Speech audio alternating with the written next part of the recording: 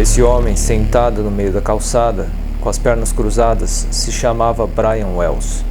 Ele tem um colar em seu pescoço. Nesse colar há uma bomba caseira. A bomba poderia detonar a qualquer momento e ele estava desesperado. Diziam que ele gritava: "Por que ninguém está tentando tirar esta coisa de mim?" Ao seu redor, vários carros de polícia. Os policiais estão esperando o esquadrão antibomba, mas o esquadrão, infelizmente, não chegou a tempo.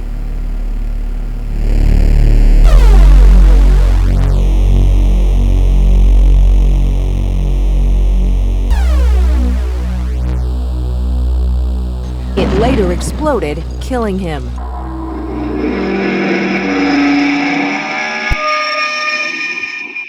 Brian Wells já havia passado 10 anos como entregador de pizza. Depois de 1h30 da tarde do dia 28 de agosto, a pizzaria Mamma Mia recebeu um telefonema de uma cabine telefônica que se localizava perto de um posto de gasolina. Foram pedidas 2 pizzas a serem entregues na Peach Street, número 8631, algumas milhas distante da pizzaria. Nessa rua há uma antena transmissora da emissora WCTV e também a casa de William Rothstein, um personagem importante para essa história. Brian Wells entrega as pizzas, mas é recebido por um grupo de pessoas que não irão deixar ele voltar para a pizzaria. Sob a mira de uma arma é colocado um colar de metal em seu pescoço, e no colar há uma bomba. As pessoas que estão lá são Marjorie Diehl Armstrong, Kenneth Barnes, William Rothstein e Floyd Stockton. Esse último é quem coloca o colar no pescoço de Brian Wells. Preste atenção na ficha corrida da rapaziada.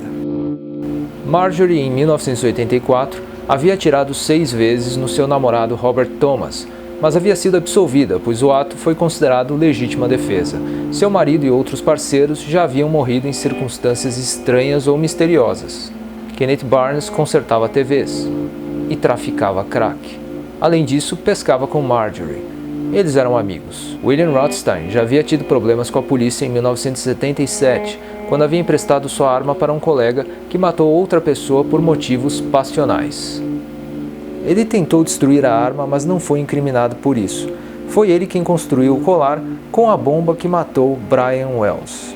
Floyd Stockton era um estuprador condenado e sua participação aqui foi a de colocar o colar em Wells. Também é dado ao entregador de pizza um papel com os detalhes do que ele terá que fazer para desarmar a bomba e tirá-la do seu pescoço. Ele, primeiro, terá que roubar um banco. Depois terá que passar por vários lugares para salvar a sua vida. Ele terá 55 minutos para fazer tudo isso. Se alguém perguntar, é para ele dizer que 3 homens pretos fizeram isso com ele.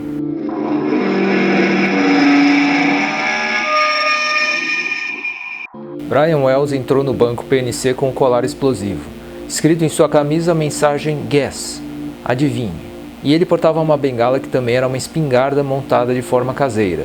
Através de notas escritas em papéis, ele queria $250 mil. No entanto, os caixas não tinham esse dinheiro, e ele saiu do local com apenas 9 mil.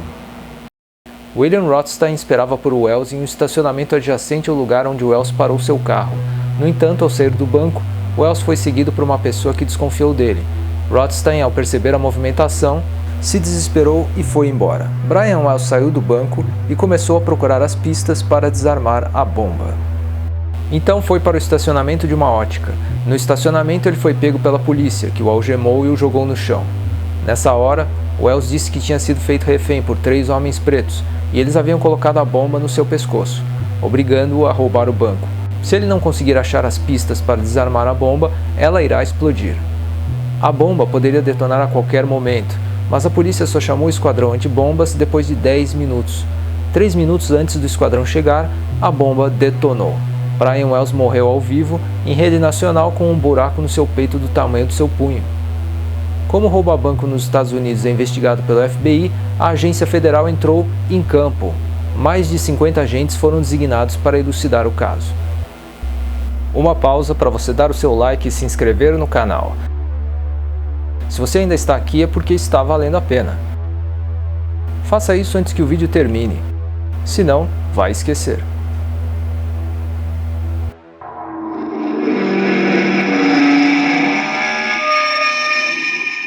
Como Rothstein morava perto do local onde Brian Wells foi entregar as pizzas, ele foi visitado por agentes do FBI.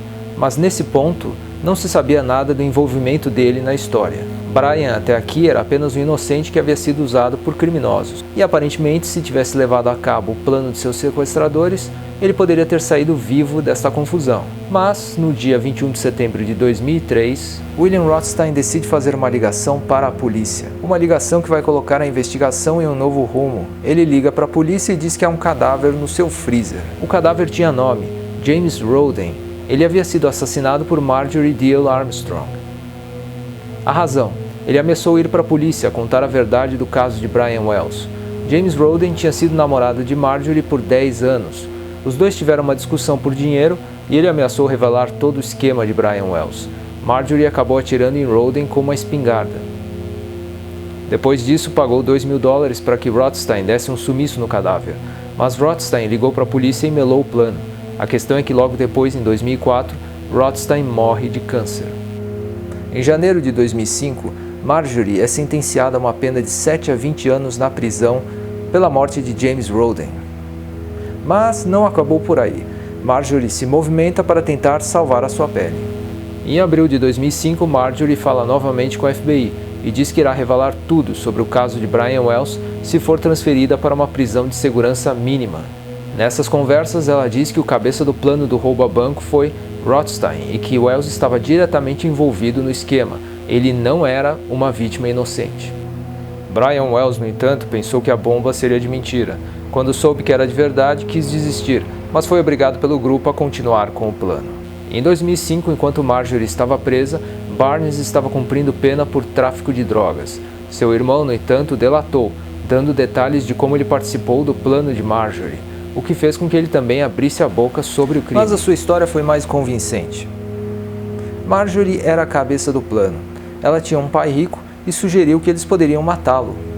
No entanto, para matar o pai de Marjorie, eles teriam que pagar $250.000 para um profissional. A ideia era roubar o banco, e por isso meteram Wells no plano, para usá-lo como um idiota útil. Em 2007, tanto Marjorie quanto Barnes foram indiciados pelo roubo a banco, Marjorie sendo considerada a cabeça do crime. Rothstein e Wells foram considerados coparticipantes, sem indiciamento nenhum, afinal, os dois estavam mortos. A família de Wells, no entanto, não aceita essa tese e diz que ele foi até a Peach Street para entregar uma pizza, aliás, 2 pizzas, e acabou fazendo parte do plano sem querer, ou seja, ele é totalmente inocente.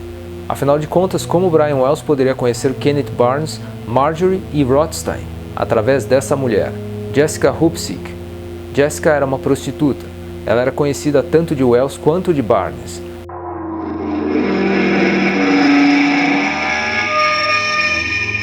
Barnes um dia se aproximou dela e perguntou se ela conhecia alguém que poderia fazer parte do plano deles. Depois de receber $5.000, Jessica entregou informações e os horários de Wells na pizzaria. Daí eles tiveram apenas o trabalho de chamá-lo na hora certa para colocá-lo como bode expiatório. Ou seja, segundo Jessica, Wells era totalmente inocente.